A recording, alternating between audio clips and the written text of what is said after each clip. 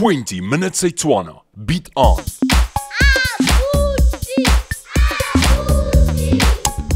Goeiedag, Aboetie. Sê hallo vir die kinders. Jumelang bana. Vandag leer ons oor vervoer. Is julle reg? Wat is die woord vir fiets in Sesotho? Dis reg, bicycle. En wat is die woord vir trein in Sesotho? Baie mooi, terena. En wat is die woord vir bus in Sesotho? Dis reg, bese. En die woord vir kar in Sesotho? Baie mooi, koloi. Kom ons kyk nou of julle hierdie woorde kan onthou. Wat is die woord vir bus in Sesotho? En trein?